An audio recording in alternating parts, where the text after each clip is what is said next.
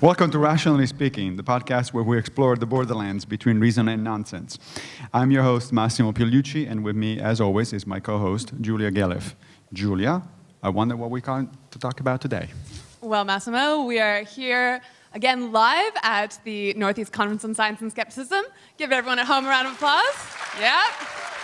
See what you're missing?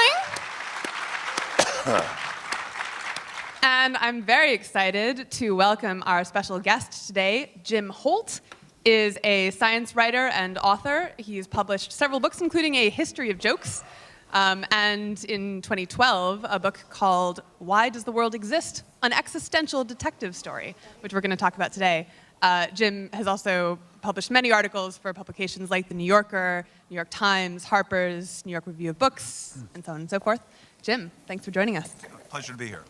So I really enjoyed your book, as I mentioned. It's essentially an investigation of why anything exists at all. I also really liked your title, although I kind of wished you had titled it just "Why Is." It's a nice, concise, because that's really the question. It's not so much about why is the universe the way that it is. Well, it's partly about that. It's not about how did the universe come into being, but really, why is there a universe at all? Yeah, I was sort of motivated by Wittgenstein, who was I think the greatest philosopher of the 20th century. And Wittgenstein had a very strong mystical and religious impulse, although he was probably not a believer. And Wittgenstein, once said in a lecture, it is not how the world is that is the mystical, not how things are in the world that is the mystical, but that there's a world at all. And so he was always astonished at the miracle of existence, that there should be a world rather than nothing at all. And this is something that has astonished and perplexed other philosophers. Heidegger, arguably the greatest continental philosopher of the 20th century. Wait, greatest continental? Oh, I'm sorry. Well, the greatest Nazi continental philosopher, maybe. Sure. I think Massimo is objecting to the continental part, Yeah. not the Nazi part. Sorry, yeah. Oh, is that Go oxymoron ahead. for you? Go ahead. These analytical Philistines here. Yes. And then for other people, the question, why is there a world rather than nothing at all, is just silly. It's a child's naive question. One of the first great thinkers I spoke to in my quest to get a handle on this question was a very great philosopher of science and a very, very militant, perhaps the most militant atheist I've ever encountered, whose name is Adolf Grünbaum. He's at the University of Pittsburgh, and he's just turning 90 years old. And he claimed that anybody who was obsessed with the question of existence, with the question, why is there something rather than nothing, was really enthralled to Christian metaphysics. The idea, even as an atheist, right? Yes. So it was only, the question, why is there a world rather than nothing at all, is a modern question. It wasn't really framed in that form until the 17th century, when Leibniz, the German philosopher who wrote in French and Latin, posed it. And why is there something rather than nothing? And if you look at the ancient Greeks, for example, among many other earlier civilizations, they didn't have a concept of absolute nothingness. They had a concept of sort of a pre-existing chaotic mess that was organized by demiurges or by some evolutionary process, and which gave rise to cosmos. So it's chaos giving rise to cosmos, not a world coming out of nothingness. And so the idea that the world could have come out of absolutely nothing is really a Christian idea. And in the early church fathers believed that the God that they envisaged was infinite in every respect, all powerful, and he could create a world out of nothing at all. He didn't need any sort of pre-existing material. Okay, so this is the Christian, the Christian metaphysical equation. God plus nothing equals the world. Okay, now, suppose you take God... They were not very good at math. Yeah. Right? But anyway, go ahead. Yeah. Mm-hmm. I like equations that don't actually have numbers in them. Right. So now suppose you don't go for the God hypothesis, so you're an atheist. You would say, well, we have this equation, God plus nothing equals the world. Now we take God out of the equation, and we have blank plus nothing equals the world. Now we've got to fill that blank with something else that could bring a world out of nothingness. And so this is what many physicists have been trying to do recently, notably Lawrence Krauss, who is, I think, a very good physicist, and everything he writes is worth reading. I think he's fundamentally wrong-headed. Some things more than others. Yeah, right. On this particular matter, but he thinks that you can replace God with the laws of physics and get a perfectly satisfying equation that explains why there's a world rather than nothing at all, and does so in purely scientific terms. I've just been babbling for too long, so I'll well, let me ask you one thing. So actually, when I started reading your book for review in the Philosopher's Magazine, the first thing that came to my mind was this quote from somebody who was neither a philosopher nor a scientist, but had a lot of interesting things to say about this kind of stuff, Douglas Adams. So he said, "In the beginning, the universe was created. This has made a lot of people very angry and has been widely regarded as a bad move." The point being that I think Adams was actually focusing on what happened after the universe, which is a problem also, of course, for Christians. I mean, this brings up the whole point of the whole problem of evil, you know, why the universe is in fact the way it is. The ancient Greeks did have an answer for that. Plato's idea of the demiurge, this, you know, sort of minor god who had certain things to work with, and he did his best. So what explained the fact that the world is not particularly good is just that, you know, that's what he had to work with. So, but Adams started focusing basically on what happened after. Now, on the other hand, the focus on your book, of course, is to answer or to explore the range of possibilities of the assumption that is something actually was created. Now, I agree with you that Grunbaum's answer, dismissal of the entire question, is a little too easy. When I read that chapter, I said, I just wish it were that easy to get rid of it, but I don't buy it. On the other hand, in the book, you also go sort of to the opposite extreme. You talk about, to Richard Swinburn, arguably one of the most well-known theologians currently active, currently alive. And Swinburn, not just a theologian, by the way, but a philosopher of science. Yes. He's very well-versed. He understands general relativity theory. Right. He understands Bayesian reasoning. A very versatile intellectual. Right. Now, I buy Swinburne's answer just as much as I buy Grunbaum's, which is none at all. But would you like to sort of summarize what Swinburne says before we actually get into a conversation about it? What was his take on it? Sure. Richard Swinburne, who I agree with Massimo, is the most interesting philosopher of religion in the English-speaking world today. He's been at Oxford his entire career. And he has built over the decades and refined an inductive case, an inductive scientific case for the existence of God.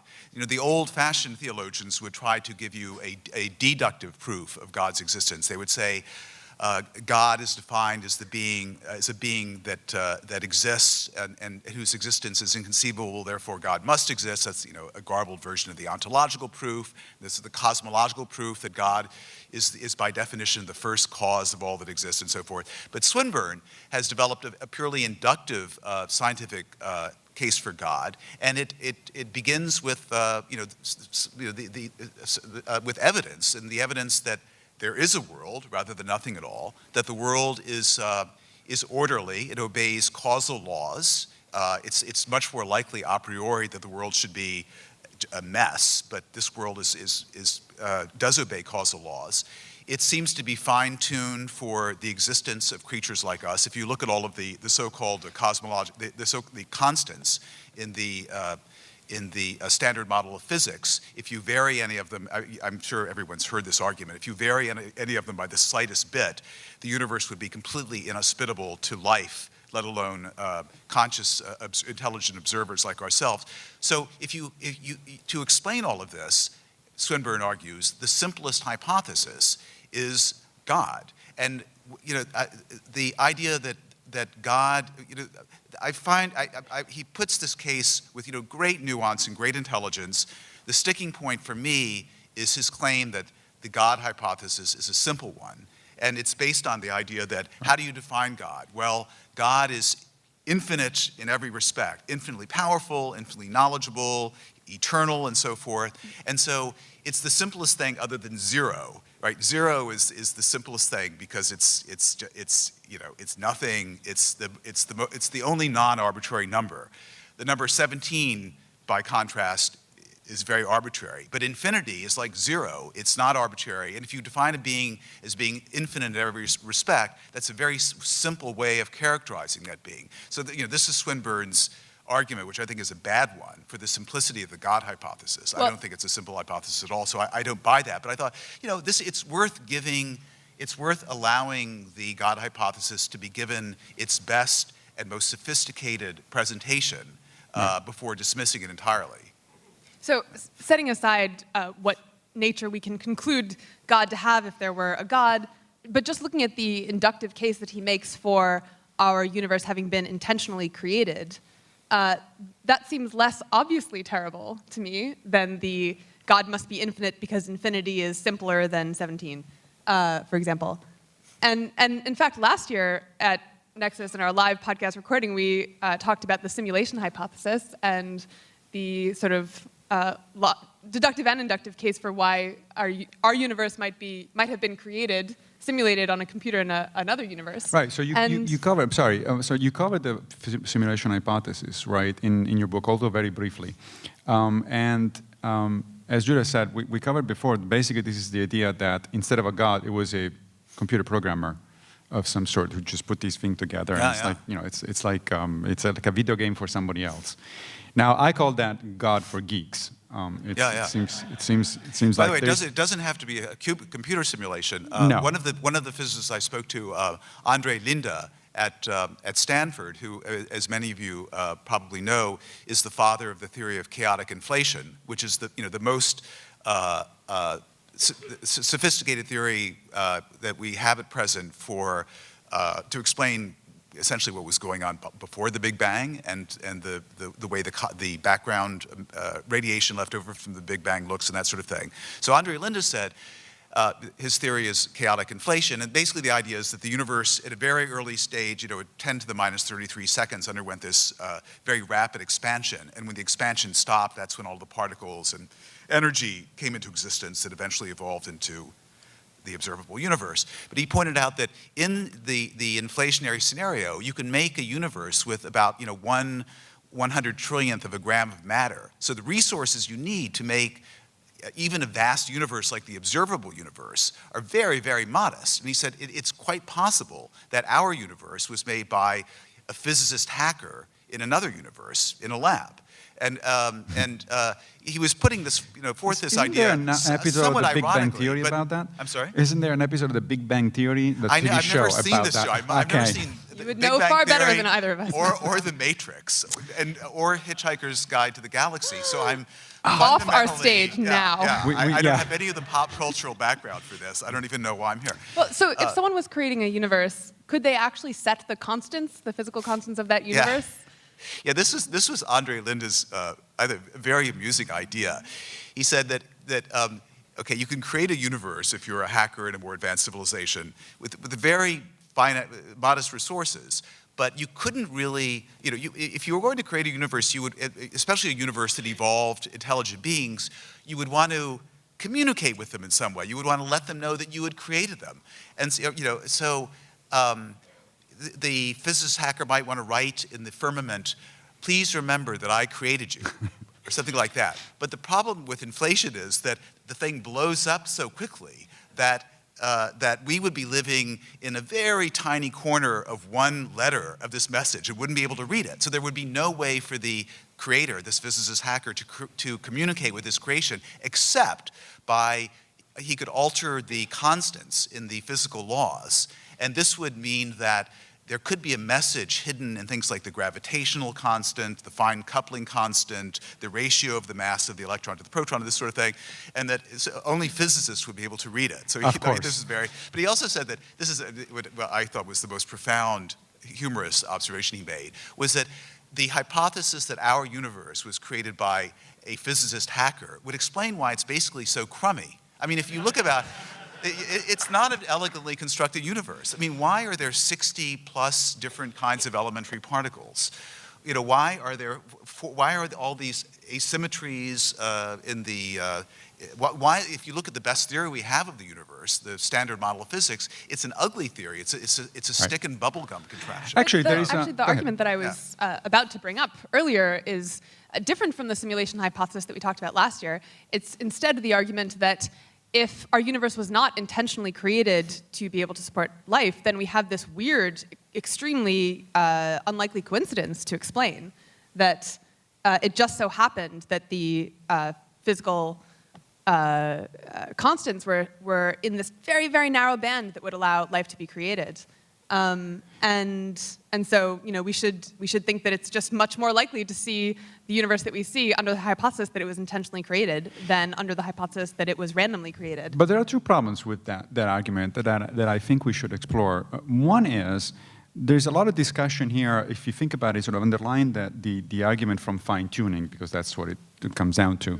Mm-hmm. One of the assumptions there is that the distribution of possible values of those constants is in fact flat and essentially infinite. That is equally probable that, let's say, the charge of the electron or the mass of the proton or whatever it is, took that particular value as opposed to any number of, an infinite number of other values. And if you put it that way, of course, yes, then the chances of having that particular value are, 1 over infinity multiplied by the number of constants, and becomes incredible, in fact, that all of this just happened by coincidence. But we really don't know anything at all about the distribution of the values for these constants. It could be, for all we know, that there is only one way in which the universe could have come out, or maybe there is a distribution, but it's a narrow distribution. Maybe the parameters that, the values that came out are actually the most probable, or at least they're not very improbable. We really have no clue about what that distribution is, and so we're simply making the assumption that it's an infinite flat distribution.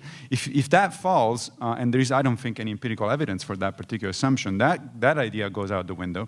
The other typical criticism, which I think you do get into in the book, is of course that a version of the many universes hypothesis, the idea that this may be in fact one of an infinite number of universes, and yes, all sorts of parameter combinations appear in the entire multiverse, but obviously we would find ourselves only in the ones that actually happen to bring about life. There's an infinite other number out there where nobody's asking the question. Douglas Adams was never born, and so on and so forth, right? So those two, it seemed to me, strike me as very, very good answers. One is an answer from ignorance, essentially. We say, well, what do you mean? You're making assumptions here about the distribution that you cannot support.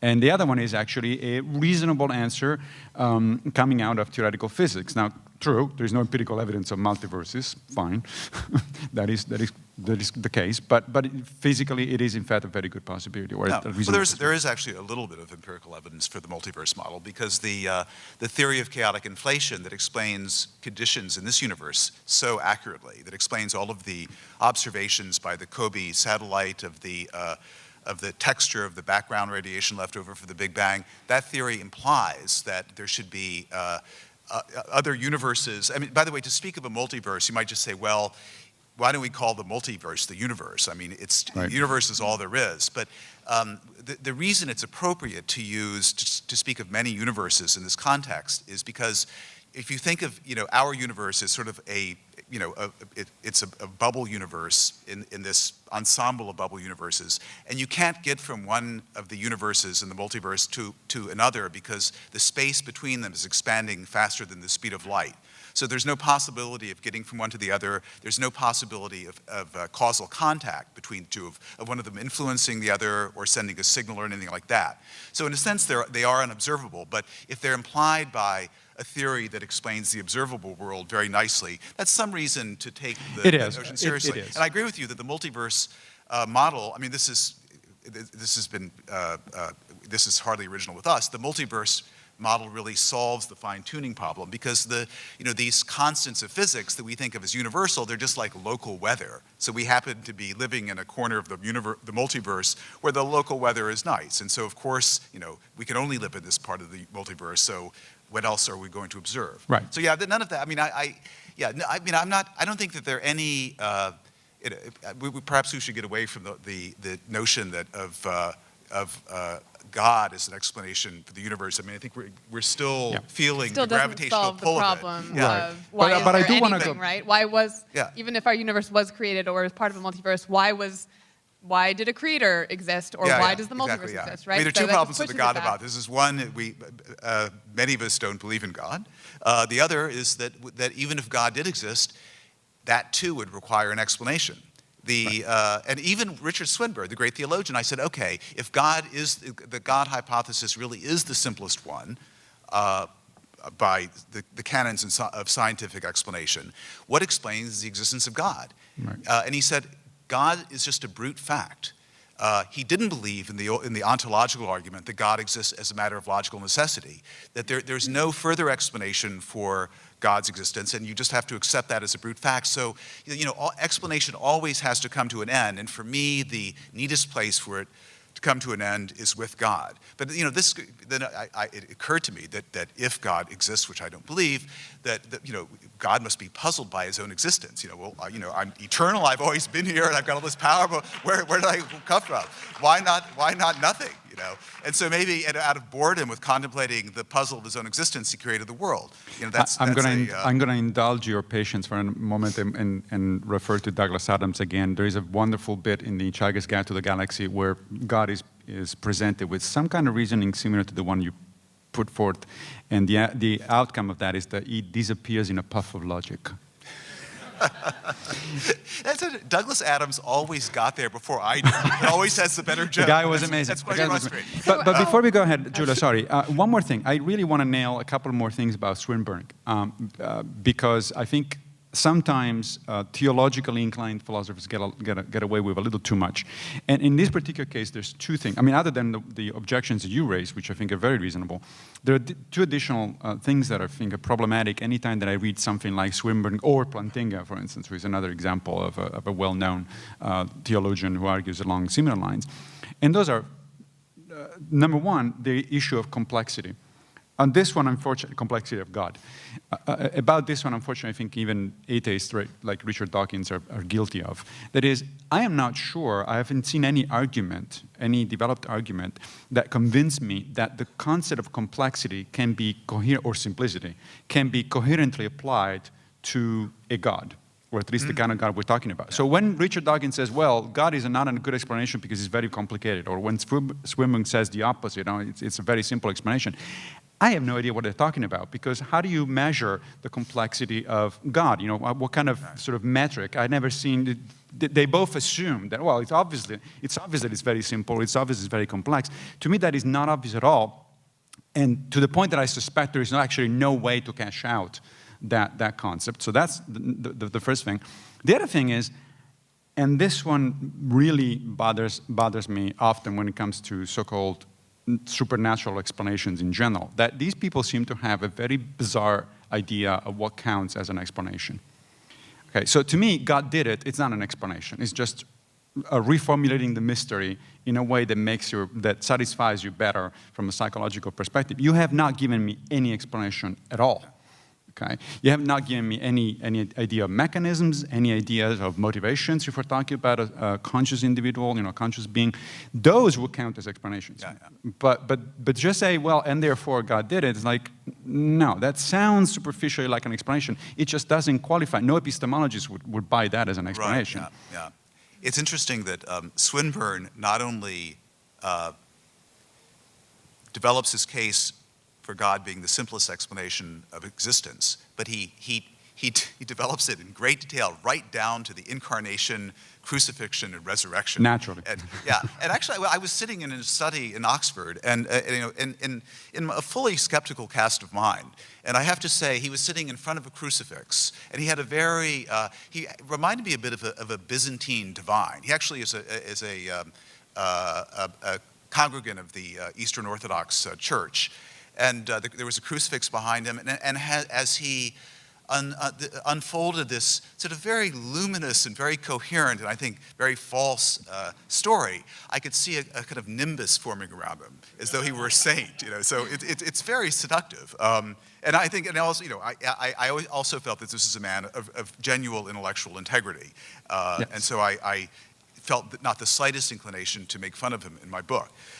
Yes, but I agree with you. The notion of simplicity is a very dodgy one. The idea that simple things are more probable than complex things is I don't know why we should think that to be true. The early theories of chemistry, which had one or two elements, are very simple, but the That's right. actual Everything theory is of made of chemistry, fire or something. Yeah, right? yeah. We have 110 elements and counting, and it's not simple at all.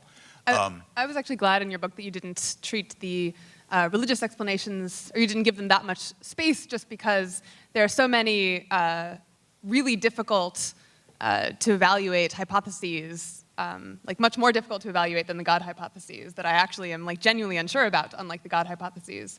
And the sort of most fundamental one for me was, when I look at the question, why is there anything at all, I also, like you, have this intuition that there is a mystery there that needs explaining.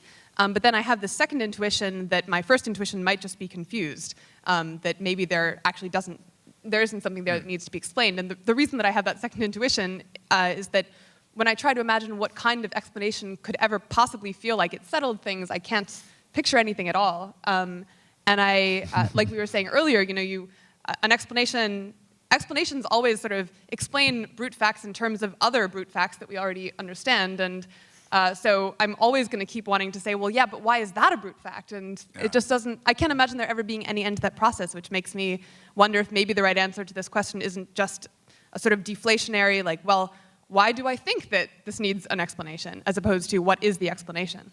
Yeah, I think there is an end to it. Eventually, you run out of logical options, and you're stuck with if you ascend the explanatory hierarchy to a certain point, you end up with a single explanation, or actually with two explanations that imply the same thing, but that's to get ahead of ourselves. I think you're right. The question if we're asking the question, why is there a world rather than nothing at all, the question that bewitched Wittgenstein and many of us, and may well be, as some people believe, the root of the source of the religious impulse. The proper question to ask is, why does reality take the most general form that it does? Now, one of the great thinkers I talked to was Steven Weinberg, who I think is one of the greatest living physicists. He's regarded as the father of the standard model of physics, and he won the Nobel Prize for his work in unifying the weak force with the electromagnetic force in the 1960s. A very deep thinker, has written brilliant essays against religion in the New York Review of Books, and actually came up with the wonderful epigram for, how does it go? For a wicked person, wicked people do wicked things, but for a good person to do wicked things, that takes religion, right. Which I think is sort of profound. Anyway, and I said, I was discussing the attempt of Lawrence Krauss and other physicists to give a purely scientific explanation for the existence of a world rather than nothing at all. And he, like many of the other physicists I spoke to, thinks that's no good, that even when we have a final theory of physics, the so-called theory of everything that's always just over the horizon, we can never, string theory is supposed to get us there, but that's been promising us the final theory for about the last 3 decades, so I'm beginning to get a little pessimistic, and so is Weinberg. But in any case, even when we have the final theory, and it might explain the Big Bang, what was going on before the Big Bang. It might explain that we're living in this eternal, chaotically inflating multiverse, but it won't explain, there will still be the question, why this set of laws rather than some completely different set of laws or no laws at all. It will always leave a residuum of mystery. And so even Weinberg, who has been famously and fiercely critical of philosophy in a lot of his public writings, was eventually driven in a philosophical direction, and was talking with me about principles like the principle of plenitude, which says that all imaginable possibilities actually exist somewhere. And so if you ask the question, why is there something rather than nothing? Well, there's both. There's both something and nothing, because there's a null world out there, and there's this world, and there's the best of all possible worlds, et cetera. It's all real. If that were true, would that actually feel like a satisfying, all right, now we've solved it, that's why there is something? Well, you would... No, because then you would ask, why is the principle of plenitude true, right? Yeah. About Weinberg, however, so let's go back here to the physicist for a second. So it's interesting, I actually talked to Weinberg recently during a 3-day-long workshop on naturalism, the video is available for people that can actually stomach 3 days of philosophers and physicists talking to each other. But anyway, it was an interesting experience. And yes, I confirm that that is pretty much his attitude at this point, which was surprising because, as you said, he did write things years ago. Very critical philosophy. I suspect that physicists, when they actually become wise, they become more open to philosophy. Which brings me to Krauss. You mentioned him twice already. Now, as you know, he's not mentioned in your book. I suspect partly because the Krauss book actually came out later, or it was in production pretty much when your book was out, or something like that. But as you probably know, there's been this huge controversy over the last several months. It doesn't seem to go away, actually. It just reappeared recently between Krauss and David Albert at Columbia, who is just as a little bit of a background. Albert is a philosopher of physics. He also actually has a PhD in theoretical physics. And the book that Krauss wrote last year, that came out last year, which was about how physics explain everything. Yeah, the title of Krauss's book is A Universe from Nothing, and the subtitle is Why There Is Something Rather Than Nothing. Right. So it's a pretty definitive promise that he makes in that book, in the title at least. And it was very well reviewed up until Albert published his review in the New York Times, which, let's say, it's not exactly complimentary. Now, highly entertaining, well worth looking up. And the last paragraph is one of the most poisonous concluding paragraphs in the history of book reviewing, and very effective. We'll post it maybe. For once in my life, I felt pity for Lawrence Krauss. And he's a hard man to feel pity for. Now, this has led to endless, apparently, discussions indirectly between Albert and Krauss, but more broadly between Krauss and a bunch of other people. Krauss sort of lashed out at philosophy in general as a result of that review. Daniel Dennett told him essentially to apologize in Scientific American, and he apologized by insulting even more. So it just kept going that way. Now, all of this is, this is all in good fun, but this was leading actually to a serious question, which is, what do you think is, from your perspective, having talked to a lot of philosophers and scientists, what is your view about the relationship between not only science and philosophy in general, but sort of physics and metaphysics in particular? Because that's what we're talking about here. We're talking about the interface between physics and metaphysics. So what is your thought about that? Oh. And you have 30 seconds. Well, yeah. Okay. I mean, the first observation that occurs to me is that the metaphysical picture of the world that science gives us is not at all satisfying. Many of you are probably familiar with quantum theory, either with the mathematics of it, or you've read popularizations of it, and you know that that it's been impossible for physicists or philosophers or anyone who's thought about the matter to give a realistic interpretation of quantum theory.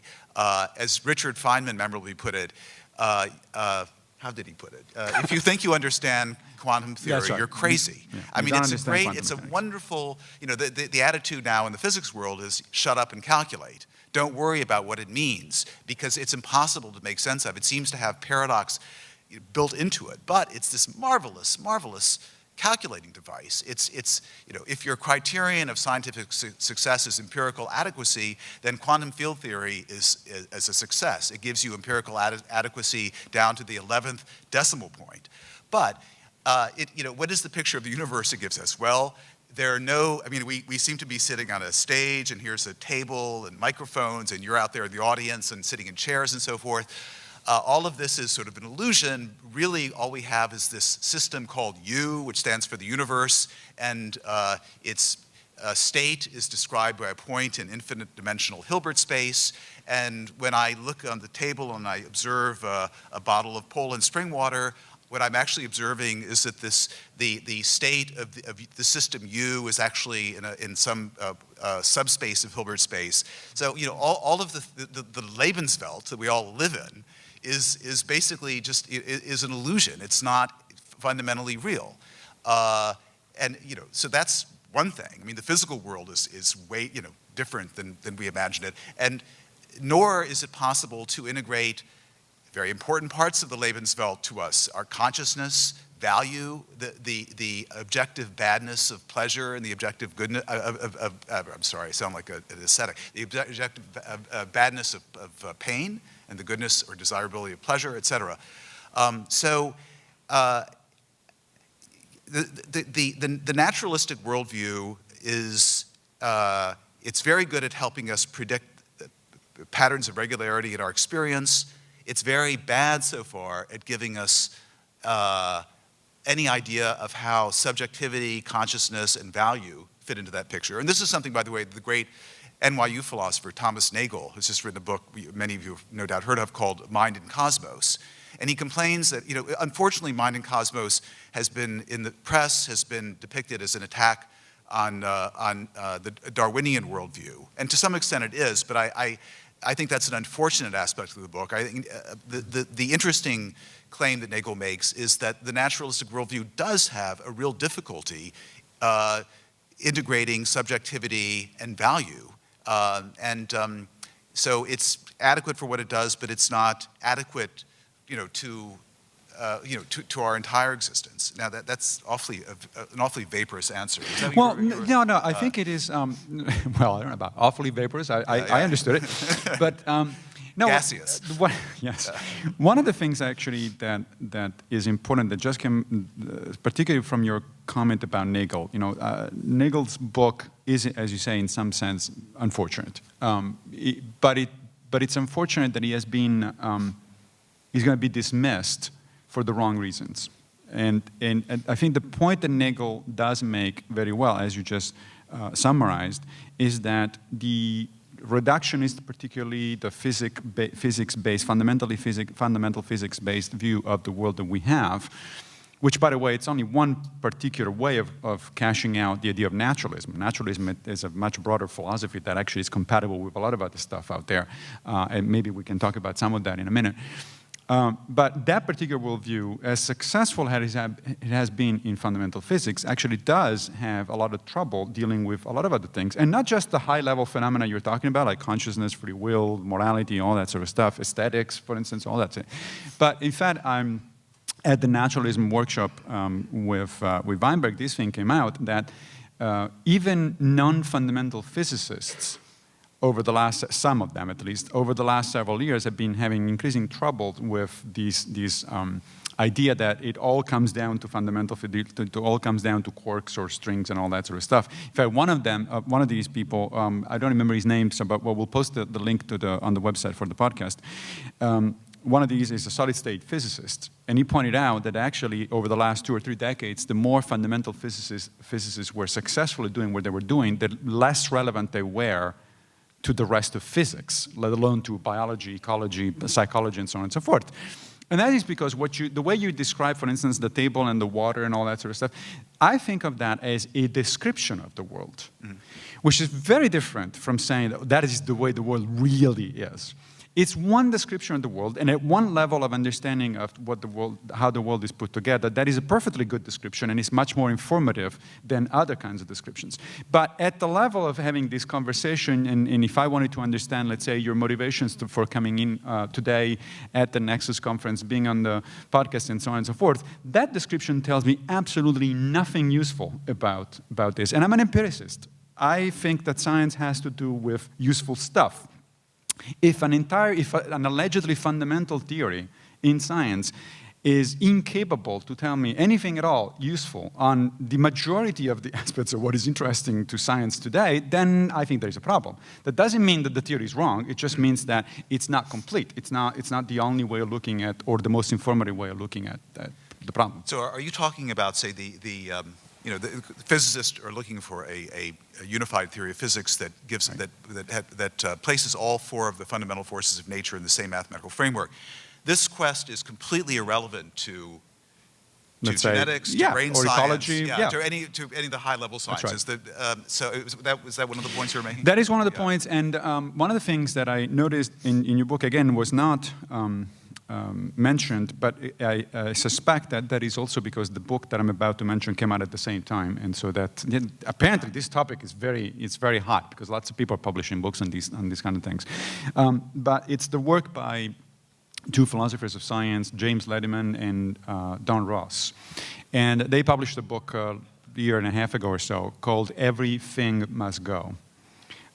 And it's really a book about how metaphysics makes sense of the differences between fundamental physics and the so-called special sciences, biology, ecology, psychology, and so on and so forth. And without getting into details about the book, by the way, we did have James Lediman on the Rationally Speaking podcast, so people can check it out. But the basic idea there is, in fact, that the so-called fundamental theory of everything is actually a theory of the fundamentals, but it is not a theory of a lot of stuff that is above the fundamentals. And when you go above the fundamentals, you actually need special theories. You're never going to be eliminating biology, psychology, and so on and so forth, and have all of a sudden a unified description in terms of quantum mechanics of everything, because it's just not useful. Quantum mechanics is simply not useful. There's no way to develop that theory and make sense of psychological processes and so on. I've been wanting to ask you about the fundamentals. You left us on a cliffhanger earlier when I was saying it seemed to me like there couldn't be an explanation that would be satisfying and actually reach the end of the chain of whys, and you said you thought that there could. Yeah. It's I was so intrigued. Good. On my edge of this Good memory. Yeah. It was an Oxford philosopher named Derek Parfit who was actually profiled in the New Yorker about 2 years ago by Larissa McFarker, a very fine writer, very interesting profile. And actually, if any of you are curious about what's going on in Anglophone analytical philosophy, this profile is a very good introduction. The name of the subject is Derek Parfit. He's a P-A-R-F-I-T. He's a longtime fellow of All Souls. And he was the one who got me to think about the mystery of existence in a completely different way. Instead of thinking, how did a world come out of nothingness? That's the wrong way of thinking about it. The right way, he claimed, it was to imagine all the different ways reality might have turned out. So one way is nothingness, the null world. That's the simplest way. Another way would be the way that the principle of plenitude that we were just discussing would have it, that all possible realities actually exist. That would be the richest possible reality, the fullest and the least arbitrary, since it excluded nothing. And so in between the null state, the world of nothingness, and the plenitudinous world, the fullest possible world, you have all kinds of intermediate possibilities. One of them would be the best of all possible worlds, where only good things existed. Another would be the most I suppose, the most mathematically elegant world, where the laws of physics were the most beautiful, that sort of thing. And then there'd be just a lot of crappy, mediocre worlds. Which is basically, I think, this universe is one of those crappy, mediocre ones. I mean, I call it it's a cosmic junk shot. It's an infinite, incomplete, mediocre mess with areas of orderliness and beauty and goodness, and then areas of ugliness and evil. I mean, it contains beautiful phenomena, it contains child cancer, etc. This, if you follow the explanatory scheme that Derek Parfit has laid out, and you explain. It's way too complicated to talk about in this context, but basically, well, I'll give you a hint as to the solution. The principle of simplicity, which is the bedrock principle of science, you always go for the simplest explanation, and the principle of fullness or plenitude, which goes back to Plato, sort of conspire in a very funny way to produce or to explain a world that is neither simple nor full, but infinite, messy, falling infinitely far from the completeness, but infinitely removed from nothingness. The world that we inhabit, not just the physical world, but our subjective world is like that. I mean, I think the subjective world, the world of pleasure and pain and good and evil, whether those are fundamentally or ultimately subjective or not, I don't know. But I mean, that's something that we need an explanation of too. And I think the fact that the world is this sort of weird mixture of goodness and suffering, and it's different people have different attitudes toward it. I mean, Woody Allen gave an interview actually to a Jesuit priest about 2 years ago, and he talked about his vision of the world, and it's really, he said it's a world of brutal meaninglessness and overwhelming bleakness, and we all go to our graves in a horrible, meaningless way, and it's Yeah, that's suffering. Woody, right? You know, they're little pools of charm and you know and love, but it's basically it's just, you know, Schopenhauer's vision of the universe, or the Buddhist vision. I mean, it's better not to exist at all.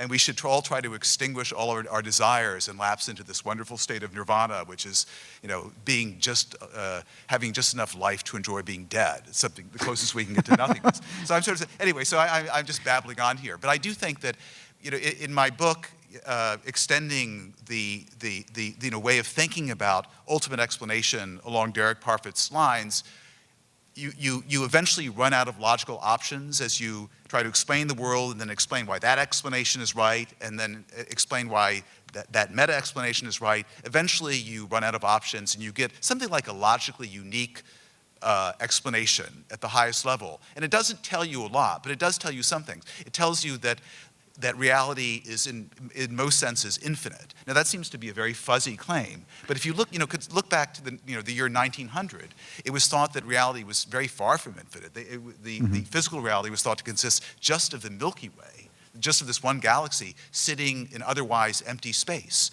with these little fuzzy areas. They were called nebulae, which looked like clouds. But then, you know, lo and behold, with telescopes of greater resolution, it was discovered that these little fuzzy things were actually other galaxies, or many of them were. And so now we know that there are about 100 billion galaxies in the observable universe, and this is just one little part of a multiverse, and there might be many multiverses, et cetera. So reality is really, you know, it is turning out to be infinite in almost every respect. It's probably did not have a beginning. Right. It's likely that it's eternal. But clearly it falls short of everything, of realizing every possibility, or so we think. So yeah, this very fuzzy-sounding conclusion that reality is an infinite, incomplete, mediocre mess does make actual empirical predictions. So before we move on to the last part of the podcast, and Julia's going to take over a minute, I wanted to make a point about what you just said from Parfit. So in some sense answering my own question earlier on about the relationship between physics and metaphysics. And that is, if you think about it, you know, whether you people going to buy Parfit's answer or not, I think it's not the point that I'm trying to make. It doesn't hinge on that. The point is that Parfit's answer is entirely logical. It's entirely based on logical analysis. It's not informed by empirical evidence. So it's pure metaphysics, essentially. And now, as you pointed out, however, even if you do buy that answer, what happens is that it's a very generic answer. It's a very general answer about a very general question. Then it doesn't actually tell you any of the specific contents of the particular universe in which we live. For that, you need physics. You can't get there by just logical analysis, because the logical analysis is about, you know, these very broad space of possibilities. But of course, we live in a particular instantiation of that space of possibilities. The physical universe better be logically possible, because if it were logically impossible, then we would have a problem. But just because it's logically possible, it's certainly not the only logical possibility. It's one of many logical possibilities, almost infinite. And so to me, that actually is it's an interesting, you know, going back and forth in different chapters in your book, where you talk from, on the one hand, sort of one extreme of the spectrum, if you will, to people like Parfit, who approach the thing entirely on metaphysical grounds, entirely on logic, in terms of logical possibilities, and then to physicists who, on the other hand, as much as they may be interested in the metaphysics, they actually like to do either the shut up and calculate thing or tell you how things actually are. That, to me, is what emerges in the long run is, I think, the best view of the relationship between physics and metaphysics. That is, it is the interplay between logical possibilities on the one hand and physical possibilities on the other. The philosophers tend to be more interested in the logical possibilities, of course. The scientists tend to be interested in the empirical possibilities. But we sort of need both if we want to get to the big picture. Yeah, I mean, clearly, I mean, I totally agree with you. Very briefly, we're going to start taking questions in just a minute as soon as you wrap up. So if people could form a line, is that how we're doing it? Sure, yes. Yeah? Okay, if great. people are interested in asking questions, there's going to be a couple of microphones. And, line right down there? Two lines. Sorry. 2 lines are there. Okay. So start assembling, and I'm sorry, continue, Jim. One last point. There are other possible ways of explaining, you know, once you have the final theory of physics, is there any explanation of why the laws take that form? Well, you know, one hope was there might be a single only one logically consistent final theory, and that's ridiculous because the theory of nothingness is logically consistent. And there are many, Newtonian physics is logically consistent. There are many logically consistent theories. But one possibility, and this was brought up by the great, now dead physicist John Archibald Wheeler, is that the laws of physics, the final theory, will be the only logically consistent theory that is that will permit the emergence of conscious observers, such as ourselves. And so Wheeler called this notion the participatory universe. And so you would ask the question, why should conscious observers be an ontologically necessary ingredient in a cosmos? And the answer is, do I have just 30 seconds? Sure. Basically, in quantum theory, you have, the universe has lots of possible histories, and they all sort of coexist in what's called a superposition.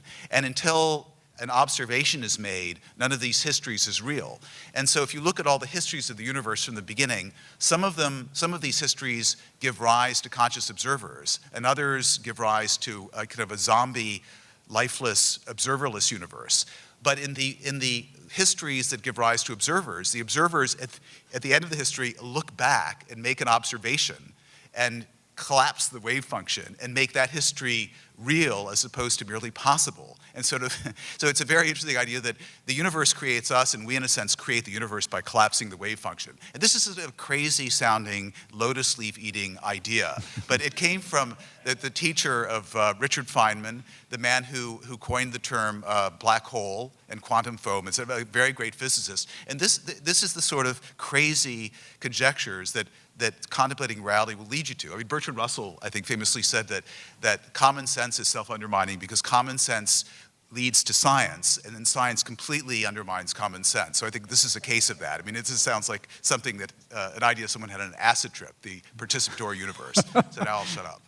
Okay, we can get to the question and answers. And Great. of course, let's try to have questions instead of speeches, if possible.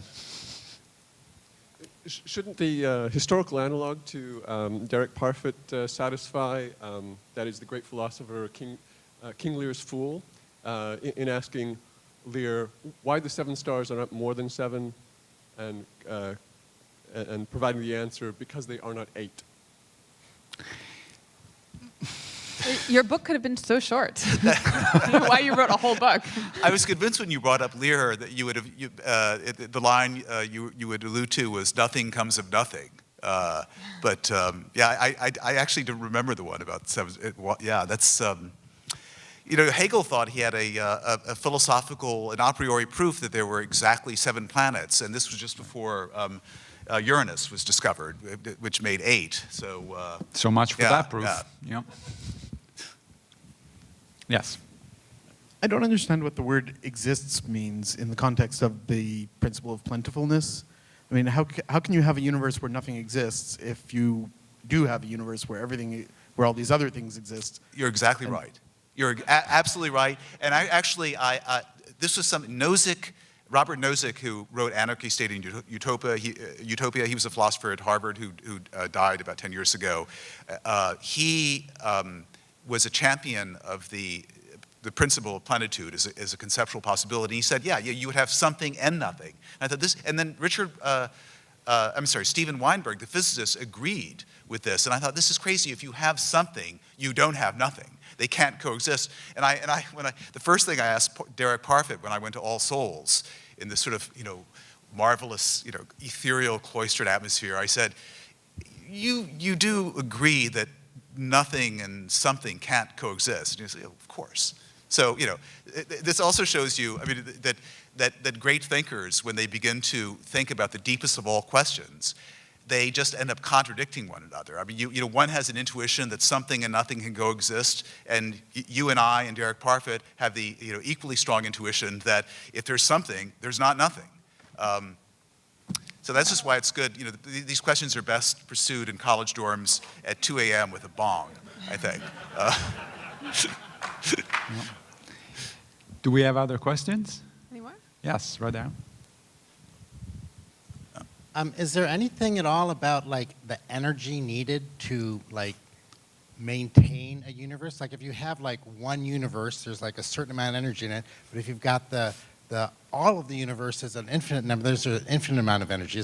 Would there be any theoretical way to say, well, there can only be so much energy, so you couldn't have an infinite number of multiverses or something That's like that? There was a New York physicist named Ed Tryon who had an idea at a physics colloquium at Columbia in the 1960s. He was thinking about how much energy there was in the universe, and it occurred to him that all of the radiation and the energy that's locked up in matter, by the equation E equals mc squared, was exactly counterbalanced by all of the negative gravitational energy.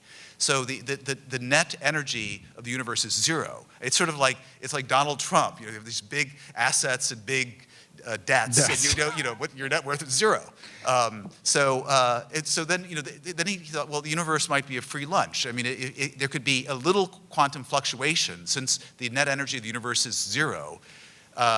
There's a trade-off between how long something can last and the exactness of its energy. It's another version of the Heisenberg uncertainty principle. So it's possible that a net energy universe could quantum fluctuate into existence and could last for a very long time, all in harmony with the laws of physics. So yeah, this is another crazy-sounding idea that all of this world around us is zero net energy. And basically, energy is the fundamental thing that exists according to physics. I mean, all of the physical world is just energy rearranging itself in various ways. And as Richard Feynman said in his lectures, we can't tell you what energy is. We can just tell you about the events where it rearranges itself from one form into another. So once again, science can't give us any satisfying notion of what reality is at the deepest level. So that's for philosophers to do.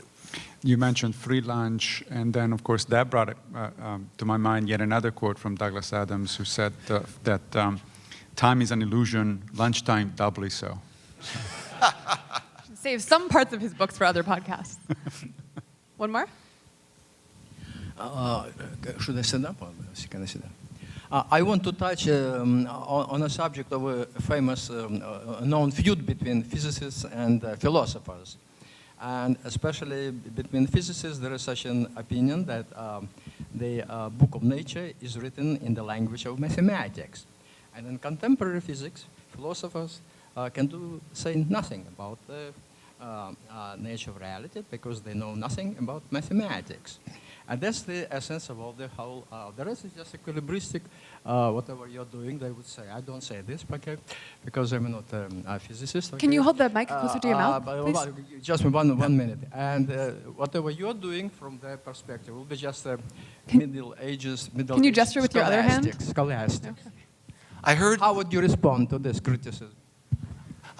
Well, we heard about a third of it. Yeah, I heard you began by, it was Galileo, I believe, who said Yes. that the book of nature is written in the world, in the language of mathematics. And then you said that philosophers can't give us a satisfying account of what mathematical entities are, in what sense they exist. I think I I actually heard that philosophers don't deal with mathematics, therefore they have nothing to say about it, which is a little unfair. There's an entire branch of philosophy called philosophy of mathematics. There's plenty of philosophers who know quite a bit about mathematics, but that does bring up one of the things that we didn't talk about in the main segment, which is this whole idea of mathematical Platonism and the foundation of reality as being just in the relations between things, mathematics, and rather than the it from bit thing, for instance, right? So you want to talk briefly about that? Yeah, I mean the idea that, as I was just saying, that science is essentially deals with structure and not stuff. If you look at the world on the finest levels, it's sort of good solid things sort of disappear and are replaced by mathematical fields that don't have any good old-fashioned solidity. And so, you can only say what an electron is. We can't say anything about the intrinsic nature of an electron. We can just say that it has a charge, and that means it has a propensity to affect other electrons in certain ways and to be affected by other electrons in certain ways. So basically, this picture of reality that science gives us is that of a pure informational flux. And it's completely silent on the question, in what kind of stuff is this informational flux realized? And so the radical thought has occurred to some thinkers that there is no stuff. It's just it's structure all the way down. It's pure information. It's pure mathematics, because mathematics is the science of structure. Mathematicians, if two structures are, if two structures have the same, are isomorphic, as mathematicians say, they don't care what color the structures are painted. That's irrelevant. So then you have the notion that maybe if mathematical entities exist platonically, if they exist eternally, and there are actually good physicists who believe this, like Sir Roger Penrose, one of the great living physicists. He's a mathematical Platonist, and he believes that mathematics is more real than the physical world, and that the mathematical entities are so rich, they sort of boil over into a physical world. I mean, it's almost mystical the way he puts it, but he really does believe this. And then there are other people who believe that the world is like a computer simulation, but there's no actual hardware. It's all software. So these are some of the radical ideas that none of, they strike, I think, all of us as being shamefully conjectural. And yet, they are responses to a question that science has no real answer to. I'm a philosopher. I have no problem with shameful conjectures, as long as they're interesting. No, but the interesting connection there is actually the one you implicitly made just a second ago, which is structural realism, which is what this idea it's called, is the idea that there is only structures, actually has some interesting support from both science and philosophy of science. And if structural realism is a reasonable view of how things go, and therefore it turns out that mathematical structures are the foundations of reality as we understand it or experience it, then from there to say, oh, and the reason for that is because, in fact, this is a simulated universe. It's not that, at that point, once you got that far, that last step isn't really that inconceivable. It's actually a fairly logical step. Now, whether I believe it or not, it's a different matter, but the idea is that the conjecture is actually interesting, and it's difficult to find logical fault, with the whole idea of the fact that, the whole idea that the foundations of reality are more about structure than about things. Yeah, and then there are other people who have the intuition that you can't have structure without stuff. Right. That structure without, it's like the smile of the Cheshire Cat once the cat has disappeared. Right. Yeah, so basically at this point we're sort of scratching an itch. I mean, we're not dealing with notions that can go up against the tribunal of experience, that can be empirically tested. Are we actually dealing with an objective reality where we can get things right or wrong, or are we just trying to scratch the itch of our curiosity and eliminate our sense of mystery? Well, I would. I gather that's a rhetorical question. Yeah, I'm not really sure. I mean, it may be a rhetorical question, yeah. but I think that actually this goes back to what we were saying a few minutes ago. That is, now, once you get to those kinds of conjectures, you moved significantly away from empirical evidence, because the empirical evidence is compatible with all these ideas. It just doesn't determine it. It doesn't tell you, well, this one is right, that one is wrong. And so we're moving from the empirical realm to the realm of logical possibilities. Yeah. And so I think we're still on interesting grounds, whether those are grounds that actually tell us how reality actually is as opposed to how reality could be. Right. But it's true that, I mean, if you're just using the principle of Occam's razor, Michael Faraday, who really invented the notion of the field in the 19th century, he believed that there's no reason to think there's anything to physical reality other than fields. Fields are essentially distributions of mathematical quantities. They're highly abstract things. They're not like the good old physical reality we're used to in the Lebenswelt. And so, why posit anything if fields are all that's necessary to explain the pattern of our experience? Why posit any stuff in addition to that? Just because you have this intuition that you can't have structure without stuff to be structured? So once again, this is a sort of, the Occam's razor is a sort of a methodological principle. It can't be empirically tested, but we can say that in general, it's worked well in the history of science. So it's valid in a sort of, not in an empirical way, but it's a scientific value, I suppose. Now we're in the realm of values again, which science is also silent about. The next podcast, Occam's razor. This podcast ended 10 minutes ago, unfortunately. Oh, okay. Well, I mean, not literally, but was Not really. allegedly We're just supposed in to happen. nothingness now? Why Does the World Exist? An existential detective story. I highly recommend it. It's got an unusually good mix of sophistication and clarity, which is hard with a subject like this. Jim, it's been such a pleasure having you on the show and as a guest at NECSS. Thanks so much for joining us. Thank you very Pleasure, much. yeah, thank you.